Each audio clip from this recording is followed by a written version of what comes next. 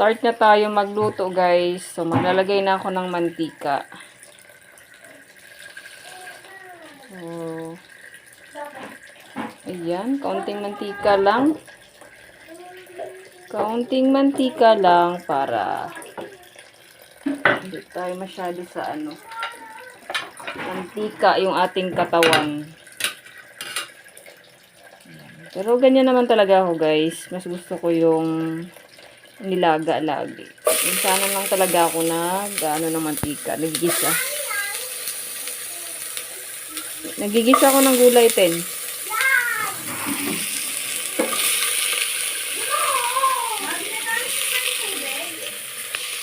Ayan na, guys. Pinaghalo ko na lang yung sibuyas, bawang, kamatis, at luya. Bango.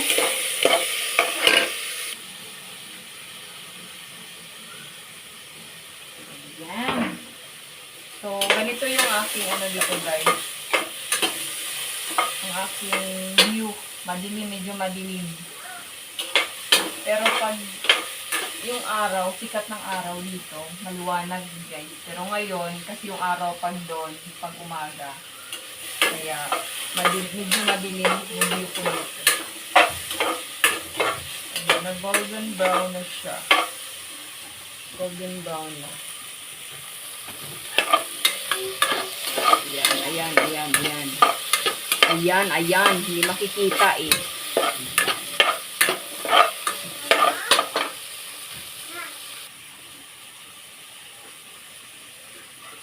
Yan, isusunod ko na itong chicken.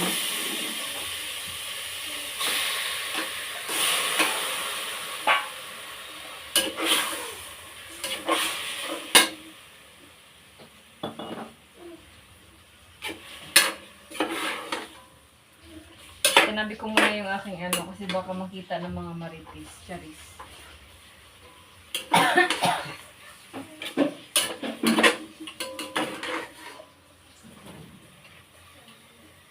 So ito ay takpan ko muna, guys, kasi para lumambot ng konti at lumabas yung kanyang katas.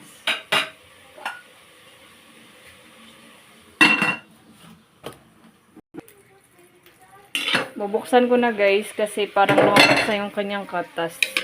Pag medyo naluto na. Yan. Sakto lang di siya nasunog. Ilalagay na natin tong gulay. Sari-saring gulay. Sari-saring gulay na nilagay ko dito, guys, kasi sayang yung gulay na na iba medyo mabubulok na, ilang araw na kasi to, kaya sinalin ko na sa pag-gisa. Mama, I'm sorry. So, bubuksan ko siya ulit, guys, kasi lalagyan ko siya ng tubig. Ayan, kaunti lang. Tapos, takpan ulit para maluto.